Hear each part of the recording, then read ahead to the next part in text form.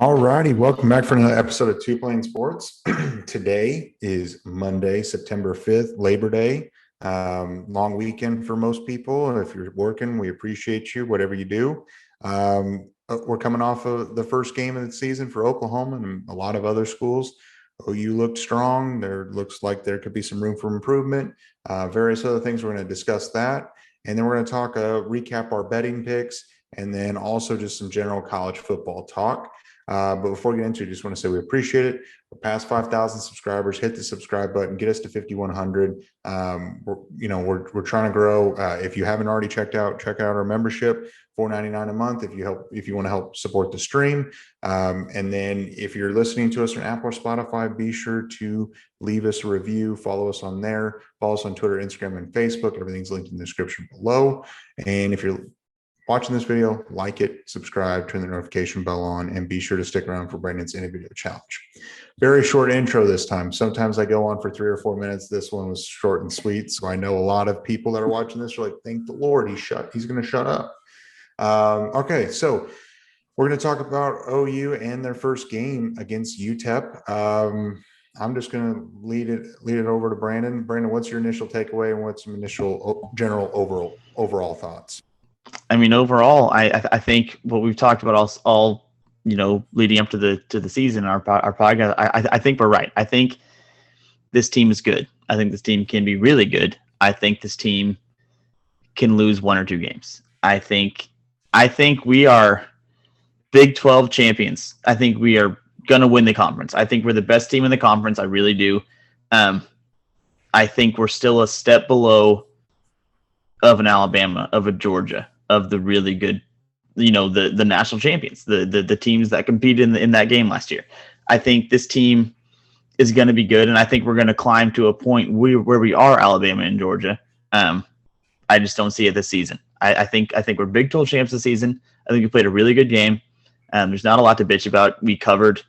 I think we played a strong game, and I think this team's going to be really, really good.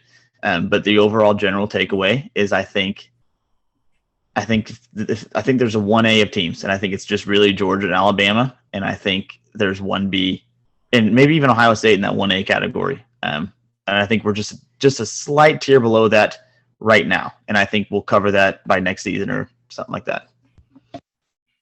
I'm actually going to go the inverse of Brandon. If you guys have been watching us for like the last month, Brandon has probably been the biggest advocate of Oklahoma is more likely to go undefeated than lose 3 games. It sounds like after watching this game, he's kind of not gone all the way to the 3-game loss category, but he's definitely seeing more losses on the schedule than he did prior.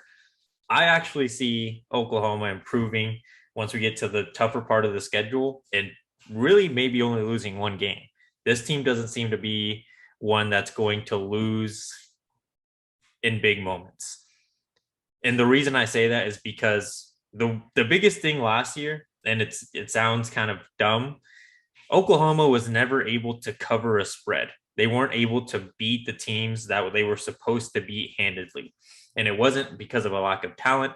It was usually because of a lack of effort, mainly on the defensive side of the ball. We saw that completely change this game, and I know it was UTEP.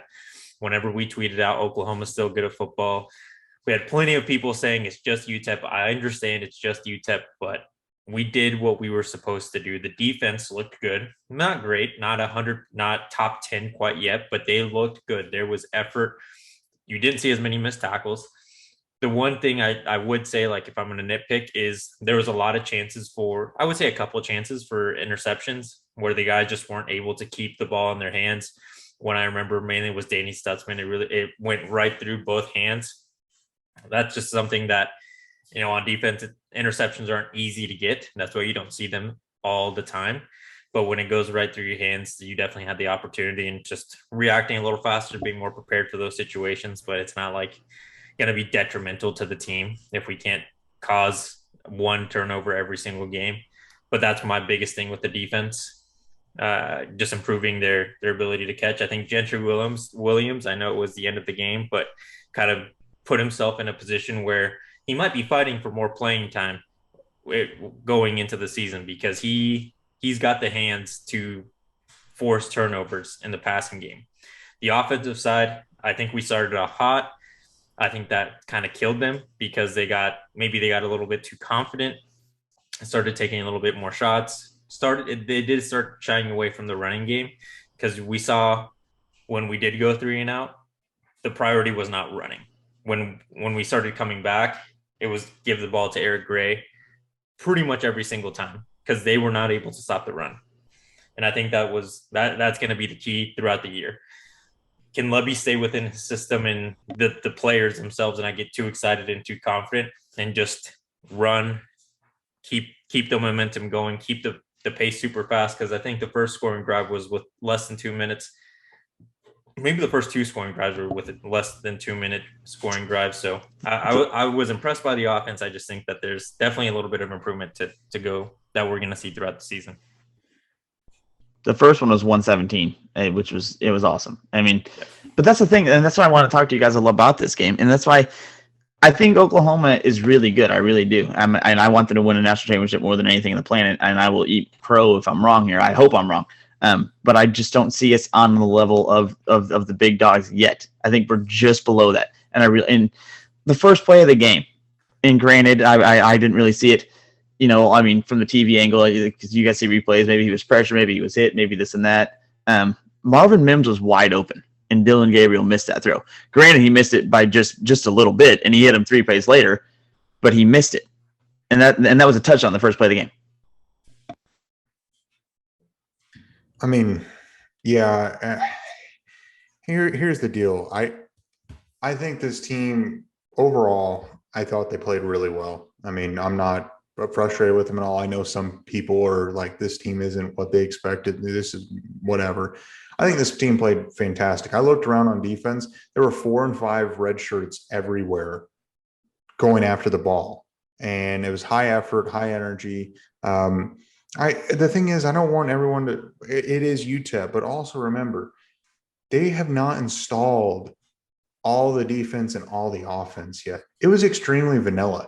And also when OU was giving up some bigger chunk plays and things like that, I don't know if you guys were paying attention, but they were rotating in so many different defensive backs. I mean, you look back there and you would see Woody Washington, Jaden Davis, and then the next rotation, I look up and I'd see like DJ Graham and Harmon, Damon Harmon, or there was just Joshua a ton Eaton. Josh Eaton was on there. I mean, CJ played a little bit.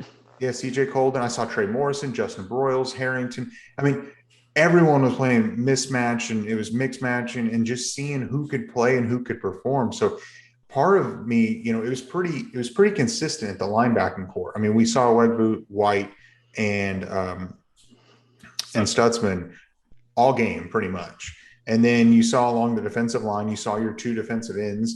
You saw Downs and Grimes, but then you see R. Mason Thomas and Stripling. That you kind of saw that rotation there. The interior defensive line is who we expected it to be. It was the 4 guys: Coe, Johnson, Kelly, and then Redmond. I mean, those are the 4 guys that you expected. But the only position group, it was all the defensive backs. It was someone new all the time. And I think they're trying to figure out who's the best pairing, and they're trying to give guys opportunities. And I think that's part of it where they're building that continuity. The one constant throughout the entire game was Billy Bowman, though. And did Key not play the entire game too? No, Key was rotating. Yeah, with Broyles. Yeah. So okay, Broyles. Yeah. Billy Bowman was playing like the one constant back there, and he played well. He was all over the place. He gave up a few catches, but he was right there, and they were just great catches. So overall, I think this team, and looking at like Oklahoma State, they gave up 44 to Central Michigan. This defense will not give up 44. And I think that I'm like Jose, I'm almost a little more confident than I was to even start the season. And I think as we get into Nebraska, and Nebraska struggled with anyway, by that game or Kansas State, the first the third or fourth game, you're going to see a full offense and a full defense. And I think this team's going to be even better. Now, my one concern, and this is no fault to the guys who were playing and who got thrown in, was the offensive line. The interior was good. I mean, for the most part, you saw Rame, Met and Murray. You did see Congo get in there a little bit. But, sliding Harrison to the right tackle and Guyton and playing the left because Wanya Morris is out for this game and the next one. You saw some inconsistencies there. Aaron Parks came in for a little bit as well. You could tell that the tackles weren't comfortable and Harrison wasn't comfortable for a lot of it. And that's the one spot where I'm hoping we see a little more continuity, and it will happen. I agree with everything you just said. I think we will drastically improve as the season goes along, offensively, defensively, all of that stuff. I absolutely agree. But I think the margin between a national championship and not it's so thin. I mean, between the really, really good teams, it's so thin. And I think what you're not acknowledging is it was 21-0 Oklahoma, dominating, rolling, getting forward, getting stops, scoring with relative ease in a minute and a half, a minute and 20 seconds, whatever. We let UTEP back into that game. It was very, very, for a second there, it was very reminiscent of the game against Tulane last season, where we're dominating the game, and then for some reason, whatever reason, the defense is giving up 5 and 6 yard outs all the way down the field till they score. The offense is stalling, 3 and out. Dylan Gabriel's missing throws. And granted, they corrected it, and they scored 28-10, then 3 and out after halftime, then score 35-10, then make it 42-10, and they pull away. But for about 10 minutes of game time, they forgot how to play football. And you can't do that against really good teams because you will lose a game doing that. And when it started happening was when they started bringing in the second and third string defensive backs. What's the offense excuse? Dude, it's hard to score touchdowns. I don't care who you're playing. It's hard to score every single time. And I agree. But Georgia scored 7 straight possessions, and that's why they're Georgia. Against the number 11 team in the country, Georgia scored 7 times in a row. And let me ask you, how long has Stetson Bennett been in that program? Hold on. I agree with you. I think Oklahoma's really, really good. I think we're a tier below the best right now. And that's all I'm saying. For whatever reason. I don't disagree with the idea of Oklahoma being a tier below and Alabama to Georgia at this exact moment. But I understand what you're saying. Like they took their foot off the gas, or they were whatever the reason is. But you got to remember, this is game 1. This is the first time all of these guys are playing with these coaches, with these schemes, and like Brum said, everything was very vanilla, very standard. It's very, there's still going to be a lot of additions within the scheme throughout the year. Dylan Gabriel, I know that he has played with Levy before, but it's been a while. It's a different players. I'm sure Levy's evolved, and I'm sure Dylan has improved.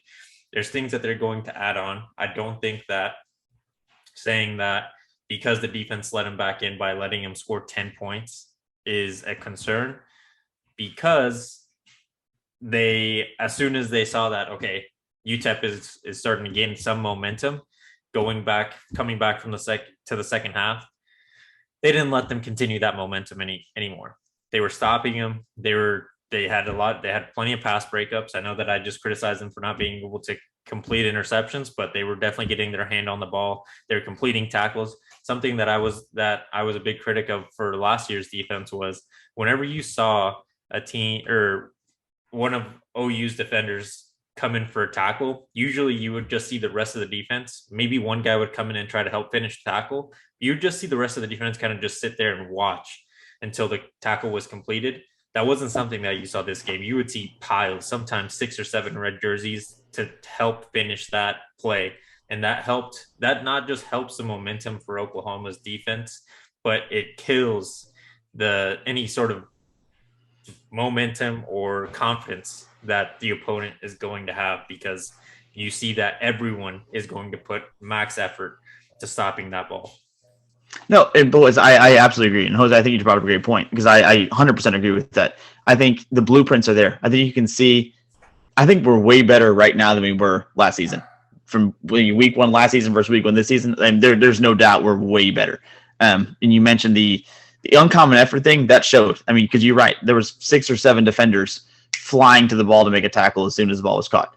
And that's fair. And I absolutely agree that we're going to get better. I absolutely agree that it's game 1. I absolutely agree that Dylan Gabriel is going to get better. He's working with new targets, new everything, new this and this and this. And I think this team's going to be really good. I really do. I even think it's a borderline playoff team, probably a playoff team. But I'm still going to say I think we're just, and you just agreed almost, we're a tier below right now. And I don't think that changes this season yet, because where I agree, Oklahoma's going to get better, and they're going to get a lot better. By November, this team's going to be really, really good. But the problem is Georgia and Alabama are still also going to get better. I mean, it's week 1 for them too. And Alabama, they played Utah State, who's comparable to UTEP, 55-0. Or Georgia played the best team in the country, or not the best team, the number 11 team in the country, 49-3, and scored on 7 straight possessions. Like it's levels to this, and we're just one level below, I think, unfortunately. And I think we cover that by next season. I really do. I think once Brent Venables has a whole class of his recruits, guys he can coach, guys he can do this and that with, I think we're there. But I think this year we're a playoff team. But I mean, if you guys are betting on it, are you going to pick us to beat Georgia or Alabama this season? Well, I'm not. Yeah, I'm not saying that they're going to. They are better. They have higher quality talent. But I think where this team is now and where it'll be coming the Big 12 championship and then wherever they end up going as far as a bowl, it's going to be night and day different. But I don't think the improvement that you're going to see from Georgia and Alabama is going to be night and day different from now to then to the playoffs. I think what Georgia and Alabama are, it's what they are. I mean, they're really they're they're top 3, arguably with Ohio State, the 3 best teams. They're already there for the most part, in my mind. They're pretty much already, they'll get a little bit better. Their scheme will get better. Their rotation will get better between now and then. But I think where they're at, they're already there, and they could go win a national championship if they had to play tomorrow. But I think you're going to see a night and day difference of improvement from Oklahoma Saturday to Oklahoma in late November, early December. Now, would I pick Oklahoma to win a national championship? No, I said Ohio State will win it. And I still will stand by Ohio State. I don't care what anyone says about after that Notre Dame game. I still will stand by them. I mean, that's still a top 5 school according to the rankings. You guys can argue with whatever, but they lost a couple of top receivers. So, but it's still Oklahoma as a whole. I'm just really wanting to see what this offensive line can do. I think obviously they're going to manhandle Kent State. I'm still going to stand by. They're going to manhandle Nebraska too. And I've been saying this for months now, and I think they're going to run them over. I'd agree. I mean, the way Nebraska played against North Dakota for late into the second half there, if I remember correctly, I think it was 17-all, like in the third quarter with North Dakota, which, I mean, if Oklahoma's doing that, we're all freaking out. And that's bad. Before we move on to our general talk and stuff, I want to ask you guys questions, just, I guess, 3 simple questions. And we're going to nitpick because obviously Oklahoma covered. I think they played a really, really good game. But 2 or 3 things that you're like, man, if we clean this up, I think we'll be really good. And I'm going to go back to, I think the secondary, and you mentioned it, man, maybe it was just backup cycling in this and that. It was soft for a minute. I mean, it seemed like the old Mike Stoops defense for a minute, to me at least, watching it live, where they're giving up 10-yard outs, 7-yard outs, and just making the tackle after. Granted, the tackling was way better, but I think the coverage was lackluster for a minute. I mean, UTEP got to the 50 4 or 5 times in a row, it felt like. And if Reggie Grimes doesn't make a huge sack right before the half, they add on more points. They're in field goal range before Reggie Grimes makes a sack there and time expires. So I think the secondary specifically kind of got lackluster for a moment in the game. And granted, that could be this, that, and the other. And I was talking to Hose when you were away before we started recording. And you guys can see this more than I can. I feel like Dylan Gabriel missed on a couple throws that were there. I mentioned the Marvin Mims at the top of the game. Maybe the pocket collapsed. I watched He it. missed Weiss too. Yeah, he missed Weiss. I feel like he missed Farouk on one too, where Farouk was kind of open, running a post-ish route, and the defender broke it up. But I feel like the ball was a little behind. And again, I'm trying to find things here to nitpick because I think we played a really, really good game. We covered. I mean, we dominated. But if you guys are going to nitpick with me, I'm actually going to ask you to nitpick with me. What are you going to nitpick on? Those are my two things. Procedure penalties, false starts. Not only was the offensive line, but I think Mims even had a false start as well. I think there was like four. I'm pretty sure. That was bugging me. I think as far as Gabriel missing a throw, he did miss a couple of them. I think it's just, I don't think he was overly comfortable behind that offensive line with. Yeah, there he is. Jose, go ahead. If I have to do it, first of all, I'm just gonna say with the Marvin Mims, the opening throw that Dylan missed, I think that there's just a lot of first game jitters for literally the first play of the game. I think that one I'm just gonna give him a pass on. The other ones, but he was there. He was definitely open. Yeah, okay. He was open. But I think the reason I'm going to give Dylan a pass because it's pass number one for him, and as in a senior uniform, pass number one for the season. A lot of things are kind of making it so that if he completes it, great, but like missing it isn't the worst thing ever. And especially the way he did miss it, it's not like he gave an opportunity for the defender to come in and take it away. The other two, I don't expect him to go perfect, but yeah, his placement can be a little better. Especially, I remember the Jalil Farouk one pretty well.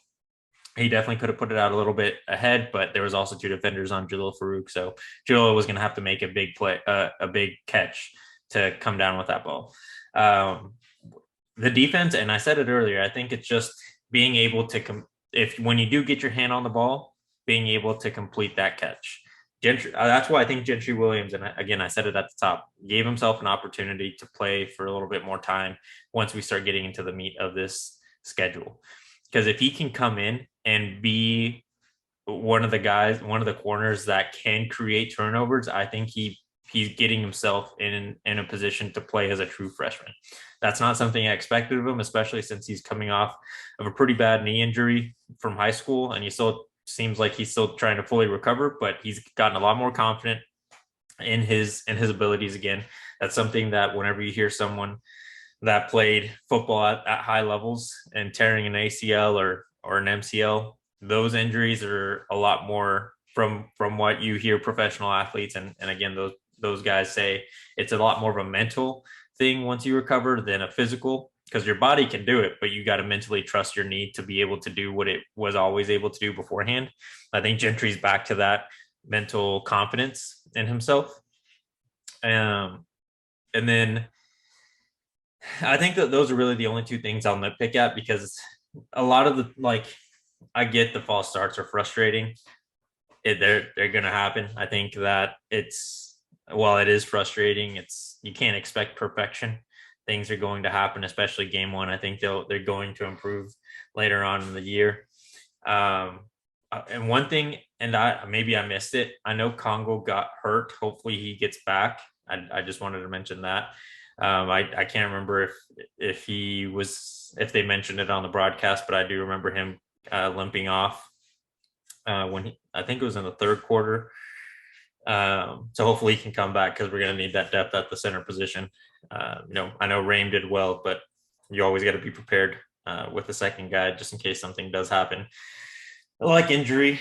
Other than that, I think a lot of it is just game one issues and not system issues where you're going to see them become a repetitive thing like we did see with the defense under Grinch before, because that, like you said, Brandon, that's a big thing, that a big criticism we all had with Grinch was whenever we had a third and long on that, where we were keeping the opposing offense on a third and long, somehow they would convert with ease. I don't think that's going to be a common issue with Oklahoma this year, moving forward with Brent Venables. I genuinely think it's just they're trying to rotate in players, giving people opportunities to play since it's game one. But it'll be cleaned up once we get probably even to Nebraska. I don't think they're going to be trying to be mixing in too many players for that game because it will be away. It'll be the first away game. It'll be more limited, a smaller team since travel, they don't travel with that many players anyways. So we're going to see more of the constants once we get to the Nebraska game. And how about, the nitpicking is fair. How about we talk about some bright spots? I mean, how about Reggie Grimes? I mean, I was about to ask, we should do a offensive and defensive performer of the game, because I was going to shout out Jose too. Jose's been on Reggie Grimes' wagon since he committed, and man, did that dude look really, really, really good Saturday. Was it 2 or 3 sacks? I mean, I think 2.5. 2.5. Okay, yeah, 2.5. One that literally saved points. Like I said, right before halftime, that sack. If he doesn't make that sack, they get a field goal. So he saves points there, 3 points. Really cool, by the way. I don't know if you guys had to see it live on the camera work or whatever. I don't know if they showed it, but he makes the sack and the guy starts walking out. I mean, the whole team starts getting out on the field. We're going to the locker room. Coach Chavez literally comes running from somewhere way in the depth and jumps up with him, does this whole shoulder tap thing. I mean, he's clearly excited. Jay Valai did the same thing later in the game when Gentry made a pick. Really cool to see. But I mean, I think if I were to pick 2 players of the game, bright spots, Reggie Grimes on defense, I think that should be unanimous. That dude balled. And on offense, I would go Braden Willis. How about the dude has 3 catches and 2 of them are house calls? For me, just to be a little different, I'm going to give my defensive player of the week to Billy Bowman. I think the fact that he played a lot of the snaps and he looked way better than he did at any point last year, even before all the injuries started happening where he had to get shifted around. I think he looked like a completely new player, a new level of confidence where you can see him being a big part of why we win a game against any top level offense. He had 9 tackles, led the team, tied with Danny Stutzman, 2 pass breakups. At some point, those pass breakups are going to become interceptions. He's got the hands for it. He played receiver at the high school level. My offensive player, I'm going to give it to Eric Gray. Whenever his name was called and he had his opportunities, he took full advantage. He averaged 6.4 yards per carry at 16 carries, 102 yards. And then he had a couple of catches, 33 yards on 2 catches, 16.5 their average. So I think Brum called it, and I wasn't always the biggest believer in him, but that dude is going to be RB1 all year. And all the running backs looked well. I'm sure someone's going to give us shit, me and Brandon, about being Marcus Major haters, but all the running backs looked good this game. I just think Eric Gray separated himself, and he's going to be RB1 unless something terrible happens. Knock on wood. Definitely. Yeah, that would have been my offensive player of the week. But I'm going to give it to Marcus Major. Marcus Major, 7 carries, 54 yards, 2 touchdowns. He looks like he's RB number 2. I've been high on Eric Gray for sure. Danny Stutzman, just to be different, is going to be my defensive player of the week. He had 6 solo tackles, 3 assists, so 9 total. He actually showed what a form tackle looks like when he basically pile drive that guy into the ground. And that running back was huge too, and he just picked him up and slammed him. But yeah, I really, really liked what I saw out of the running backs. Eric Gray looked really strong. Major's coming in. I feel pretty confident about both of those guys being the two guys. I got to ask Brandon, do you think Javonte Barnes takes snaps away from both of those guys? I was gonna say, because Jose just mentioned, and I agree with you, Jose. I think we are gonna get shit about Marcus Major looking good, and he did. And by the way, if Marcus Major eats all season, I'll be the first person to be happy about it. I at the end of the day, I want Oklahoma to be very good, no matter what happens. I want us to be really good on the field. But we voice our opinions on the show, and it's hard to judge off a game like UTEP. It really is. I mean, he looked great. He looked really good. There's no doubt about that. But it is UTEP. And speaking of people, I think Javonte Barnes in his 5 or 6 carries was also pretty damn explosive. I think he was the most explosive back in terms of just the word, just explosive I think he was that guy. His first carry of the game, he ran so hard he almost fumbled the ball. Tried to run over a dude. He scored a touchdown that was called back. He's the only one that did fumble. Okay, you guys, we're giving Dylan Gabriel, excuses because he's nervous, and I agree. That's fine. He missed a touchdown pass the first game of the first play of the game. Missed a touchdown, wide open touchdown. He missed it. That's okay. It happens. Javonte Barnes tried to run through a dude's face, as Marshawn Lynch says, and he happened to drop the ball. He's a freshman. He'll learn. He picked it back up. He didn't pick it. Someone got it for him. And then he scored a touchdown later in the draft. Granted, it was called back, but I think Javonte Barnes looked really good. I think it's still too early to say.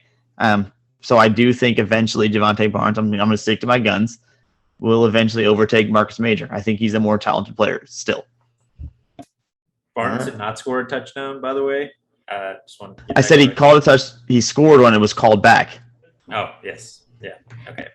But yeah. No, I think it's fair to give Javonte a pass for the fumble.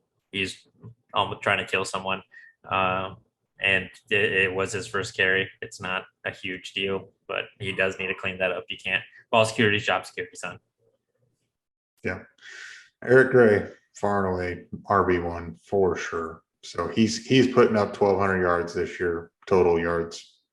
We'll get to it later. Never mind. I'll bring it up later. Anyway, so do you guys have any thoughts before we move off of this game and actually just do general college football? One more thing, and this is like, man, I love football. And this might be foreshadowing to what's happening later in the show. We'll see. How fucking cool is it, guys, to see Gavin Freeman do that shit on his first touch of his collegiate career? That was insane. I remember. I was there and I was like, "Who the hell is that?" Like, it took a second to register, and I'm watching on the big screen because I was a little far away from the action, and I was like, "That's Gavin Freeman." I looked at my younger brother, Jerry. It's like, "That's Gavin Freeman." He's like, "Yeah, that's Gavin Freeman." And then when he gets hit and spins off of that and scores his first touch of his collegiate career, that was awesome, especially from a dude who turned down offers from, he had full scholarship offers.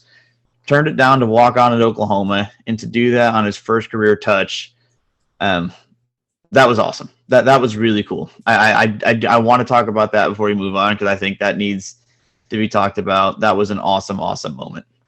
It was pretty darn cool. It really was.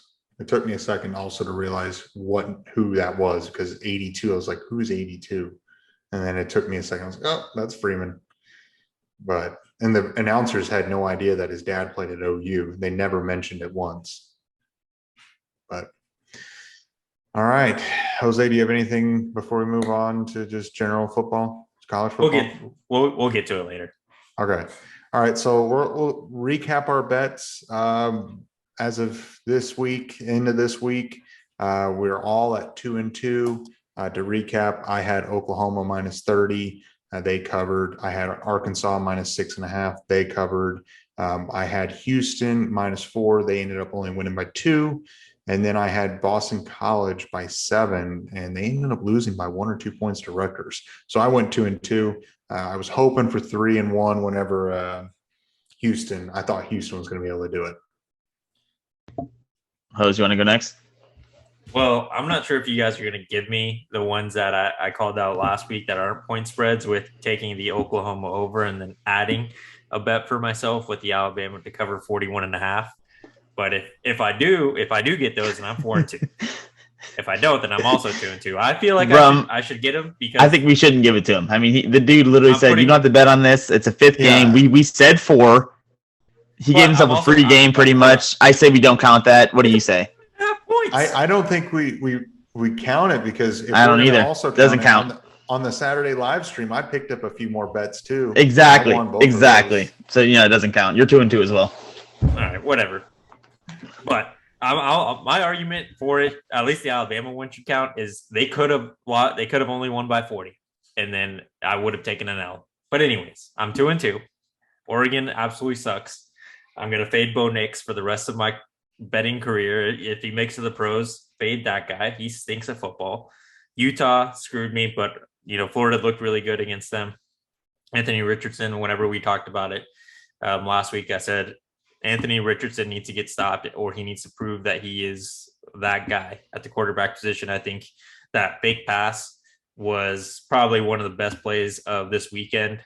he pump faked 2 defenders, got them in the air, and then rolled out and then completed an easy touchdown to the corner of the end zone. But Utah ended up losing, had them as they were the favorites at -3, lost that one. Arkansas covered, was able to beat Cincinnati. I thought that game was actually a lot closer than I expected it. I know the line was 6.5 and I ended up winning, but I honestly thought that Arkansas was going to do a lot more damage than they actually did. So I think Cincinnati is actually going to come into the Big 12 next year with something to say about who's going to be running this conference moving forward. And then I had Oklahoma to cover like the other 2 guys did. They did. Obviously, it was a little concerning there at the end, and I think Brandon's going to bring it up when he talks about it. So I'll let him do it because he brought it up before the show. But that I almost threw something at the television when they almost didn't cover that. So first of all, I want to start by saying I absolutely agree with you on Cincinnati. I think they looked a lot better than people would have expected. I know you guys both picked Arkansas and they ended up covering. I kind of thought Arkansas would cover with relative ease. You mentioned it. You're a Cincinnati guy. They lost a lot. And for them to go into Arkansas, which I think we all on this show, I know Brum does, that's a very good football team in Arkansas. And they played them damn tough. And I didn't expect it to be that close. So shout out Cincinnati. I think they looked really good week 1. So my picks, I obviously had Oklahoma -30. I'll go back to what you're talking about later. That hit. I had... what else did I have that hit? Anyway, I also had Utah. Utah sold us. I had Utah at -2.5.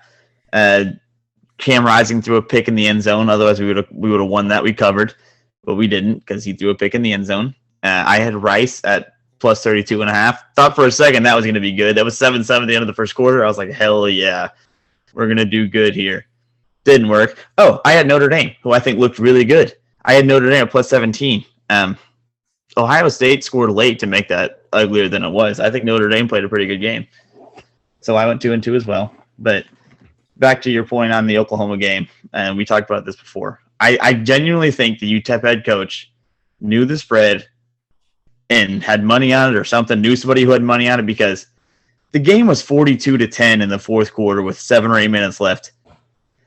And he trots out somebody for a 55-yard field goal on 4th and 10 or something. Like, most teams would just run or try to go for, whatever. It doesn't matter. It's 42-10. The dude kicked a 55-yard field goal. By the way, shout out the UTEP kicker. That dude can play. Hits a 55-yarder to cut it to 42-13. Now it's only 29. The dude knew the spread, wanted to cover it, and we had to stress it out for a little bit until we got a field goal late. I mean, you got to get your kicker some confidence. Give them opportunities. I don't know, probably not, but it probably was more so the moral victory and trying to get something positive. Like, hey, our kicker had a good game. He made both his field goals. So you're saying he didn't know the spread? You don't think there's a chance he knew the spread and was like, hey, hold on, if we hit this, we cover? I think he definitely knew the spread. I do think that I'm not gonna say that he had money on it, but I think that most coaches know the spread going into the game, especially when they're dogs in the battle. And I think that in these situations, they do try to screw over the people that don't believe in them, because obviously they want to be like, take that, everyone that is against us, which is fair. But luckily, Oklahoma did manage to cover. Anybody who actually had Utah or UTEP at +30 was like ecstatic, I imagine, to see them lining up down, 32 with 7 minutes left. They're like, hell yeah, they're trying to help these bettors out. And he hits it. They're like, oh, we made it. Because I in the stands didn't think, I was like, Oklahoma's just going to be content winning 42-13. Like, we don't care. It is what it is. And I genuinely feel that way if we didn't get a short field, because we downed them deep. We got a short field. We ran it all the way down. We had 4th and goal. And then, there's really nothing else you can do except kick a field goal. So we kind of lucked out there, because I feel like if we were playing long field the rest of the way, I don't think that Brent Venables cared to cover. I don't think that was on his mind. I think he would have been content to win by 29 and not cover, and that would have sucked for those who actually bet on it. And the under, which would have been devastating. Yeah, it would have been rough. So anyway, overall, Notre Dame hung tough with Ohio State. I think Ohio State will they have some room for improvement. I think they will. Georgia ran them over like a semi truck. I just bulldozed them. Alabama looked good. I thought that Utah-Florida game was electric. I also really liked, and if you guys were watching the morning live stream, and I'm not counting it to my betting record, but I really liked East Carolina, and it was heartbreaking the way that they lost by 1 point because of a missed extra point to send it to overtime, and that was a good game in the morning. Overall, just happy that football's back. Do you guys have any takeaways? I really like that Utah-Florida game too. That was just fun to watch. I was gonna say, like, I thought about you, Brum, specifically when I was sitting. I got to Valere about midway through the first quarter of that game, and it was close. And then it was close the whole way through before we left. And I was like, man, Brum said it on the live stream, so it was kind of cool. It's like, shout out Two Plane Sports, shout out Brum. The guy had it. And East Carolina played a hell of a game. I think I agree with you, because NC State's. I mean, I've seen people pick them for the playoff and things like that. And I think they're going to quickly back off that, judge off their week 1 performance. You mentioned Notre Dame. I think they played a great game. I'm glad I called that one on the bet. I didn't think there was any chance that they lost by 17. They look good. Hose unfortunately had confidence in Oregon that backfired. So I wanted to ask you guys just a general college football talk again. Best and worst teams after week 1, or not worst teams, but who looked really, really good, who had a great week 1, who was like, holy shit, concerning. And I'm going to go NC State as my, oh man, you guys better backpedal a little bit, because I just said, like, people are picking them for the playoff, and they snuck out with a win against East Carolina. I think that was bad.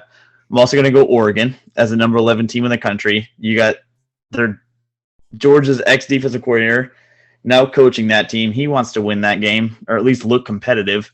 Gets steamrolled by his former team. I think that was bad. So I'm going to pick Georgia and NC State, or not Georgia, Oregon and NC State as my busts of the week, if you will.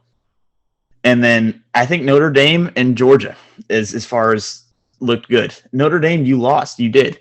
But you played a national title contender really, really tough till very late on the road. I think that was impressive. And obviously what Georgia did to Oregon goes without saying. I mean, they looked good. You want to go, Brum? Yeah. The team that, granted, they don't have a ton of expectations and a ton of hype around them, Iowa. Iowa was in a barn burner, field goal, 2 safeties for them to win 7-3 over South Dakota State. South Dakota State, yeah. I mean, electric Big Ten game right there. Nebraska, they played tight with North Dakota, which not that was necessarily a shock. And as we're recording this right now, I'm going to say LSU. LSU's in trouble.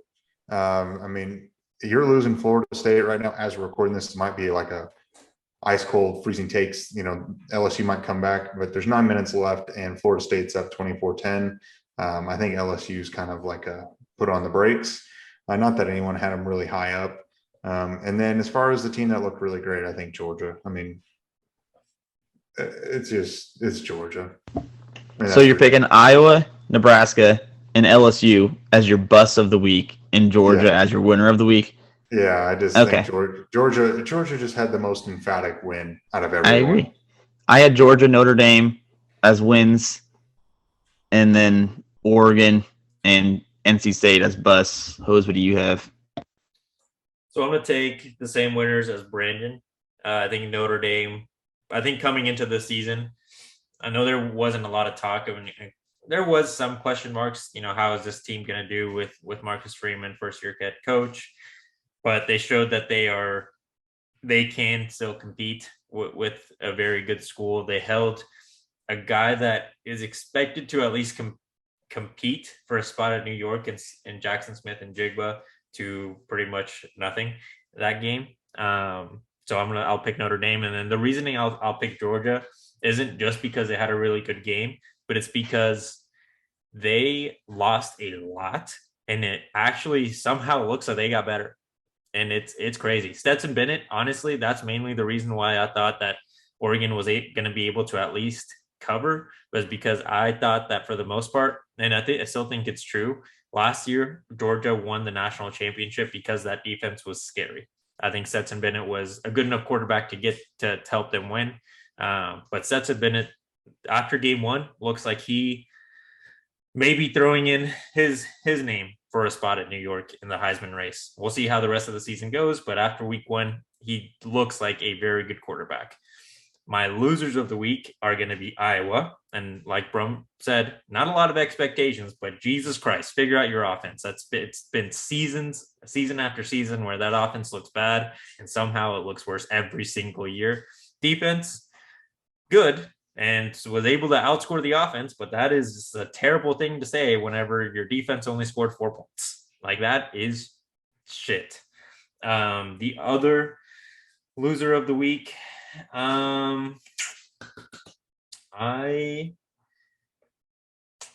this one is tough. God, who do I want to go with? I think I'm just going to go with one. I think there's the fact that Iowa wasn't able to score anything other than a field goal on offense is embarrassing. I mean, I don't think you can get much lower than that. Honestly, I know Nebraska struggled a little bit, but fucking score some points. No, I mean, it's really tough, especially against South Dakota State. That's an FCS team, Missouri Valley Conference team, coming to your house week one. And yeah, I mean, you guys are right. They on offense, they were able to muster a field goal only. They punted on 4th and 2 on the South Dakota State 35 or 36 or something, because that's just how little confidence they have in their offense as a unit. To win the game by outscoring your opponent 4-0 in the second half in FCS school. I mean, I agree with you guys. That's pitiful. That's really, really, really bad. And it's at home. Yeah. Like, do better. Like that's a very, like, that fan base is very good. They love their football team. You can't get your offense to do anything good or productive. Like, come on. Yeah. All right. So a new segment. Is it time for the new segment? Let's do it. Man, I love football. That's the new MILF segment. Moment of the week. Man, I love football. So mine, I'll lead off. How about James Madison going up to FBS and beating Middle Tennessee 44-7? I think that's pretty cool. For James Madison. Yeah, for James. I think that's really cool that you come up from an FCS level to an FBS and then beat the tar out of them. I agree. I mean, that's an awesome Man I Love football moment. I agree, Brum. What do you have, host? I'll let you go next. I alluded to mine earlier. So I'm going to stick to Oklahoma, and I'm not going to steal Brandon's because I'm pretty sure I know what it is. I'm going to go with Dylan Gabriel's running touchdown. He looked like a running back during that run. He shook the defenders, scored the first touchdown for the season, his first touchdown as a quarterback for Oklahoma. I think it was an awesome moment for him, awesome moment for the fans. I think that's another reason to be excited. We don't have a statue back there. He can run. He's got swagger to him. That's my Man I Love football moment of the week. First of all, shout out James Madison. I agree. That's awesome. Shout out Dylan Gabriel. Really cool rushing touchdown. It looked similar, not quite as good, but looked similar to what Jalen Hurts did in the NFL last season. You guys remember when he did that read option and juked a Saints defender, literally stupid, because it was a similar move. Obviously not as impressive as what Jalen did, but awesome score. Good moment. I like both your moments, but I mean, I mentioned earlier that Gavin Freeman play. I think that was really awesome. I think that's what college football and just in general is all about. The fact that he turned down scholarship offers to walk on at Oklahoma, follow in his dad's footsteps, and then his very first career touch. He's not supposed to score in that play. Like, if you look at it, the dude got hit and hit pretty good, 25, 30 yards from the end zone, was able to spin out of it, house it, and still his only touch as a Sooner is a 42 or 43, whatever it is, yard rushing touchdown. That's why you love the game. That's why we watch the game. I thought that was awesome, and I'm going to rock with Gavin Freeman's touchdown as my Man I Love football moment. I do want to, real quick, honorary mention to the North Carolina Appalachian State game. I feel like that deserves at least a mention here. Somehow, Appalachian State was able to make it an absolute barn burner in the fourth quarter, scoring, 44 points in one quarter. Insane. Good for them. I think that anyone that has them on their schedule should be slightly intimidated after seeing that game. I know North Carolina had a pretty good hold on it going into the fourth, but when they come back by that much and force North Carolina to have to, they essentially they made North Carolina earn that win. They didn't make it easy. And I think next week Appalachian State actually plays Texas A&M, who Texas A&M did look like they struggled at the beginning of the game with Hayden King throwing. I think I saw it was like his fifth interception as a quarterback at the collegiate level, only playing like 5 quarters or something like that. So I think that's a game to watch out for next week. Sure. All right. You made it this far, Brandon. It's time for your end of video challenge. Yeah, so this is the most time I've had on an episode in quite some time. I think this was a lot of fun to talk about OU game, college football in general. Man, it's good to have football back. Hose's nude segment, the MILF thing, a lot of fun. So it's going to be a 3-part end of video challenge because I want to hear your guys' opinion on the things we talked about. So first part is offense and defense, player of the game for OU, because at the end of the day, this is still an Oklahoma-based podcast. That's still what we're going to focus on. Oklahoma podcast. So who's your best offense, best defense player of the week for OU? Who's your winner and loser of college football, as we talked about as well. We had Georgia as a winner, Oregon loser, Iowa as a loser, whatever. And then what's your MILF moment? So 3 parts. It's long, but if you watch this long, I think we all want to see it. Those 3 questions. For sure. All right. Well, I've made it this far. I know it's a longer video, but I felt like it was a pretty good one. Like the video, subscribe to the channel, turn your notification bell on. Follow us on Instagram, Facebook, and Twitter. And then if you're listening to us on Apple or Spotify, be sure to leave us a review and follow us on there. And we will catch you guys back on Wednesday, maybe a recruiting show. We'll see what we can come up with. See you guys.